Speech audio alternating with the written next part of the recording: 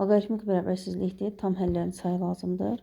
Burada loqaritm 3də 1 əsasdan olduğu üçün 3də 1-in, yəni sadələşdirsək 4-ün kiçik bərabərdir. Mənfi 4 kiçik bərabərdir. Loqaritmı 3də 1 əvəzinə 3 üstü mənfi 1 x çıxılsın 1 kiçik bərabərdir mənfi 2 yazsaq və bu mənfi 1-i qarşıya atsaq mənfi 4 kiçik bərabərdir mənfi loqaritma 3 əsasdan x çıxılsın 1 kiçik bərabərdir mənfi 2.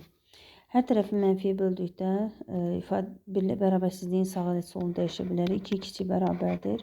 Loqaritma 3 əsasdan x çıxılsın 1 kiçik bərabərdir 4. Deməli burada loqaritmi hər tərəf belə deyək də loqaritmləsək qüvvətə alınacaq 3-ün kvadratı qüvvətdə x çıxılsın 1 və kiçik bərabərdir 3 üstündə 4. 3-ün kvadratı 9-dur. X çıxılsın 1 kiçik bərabərdir 3 üstü 4 81 edir.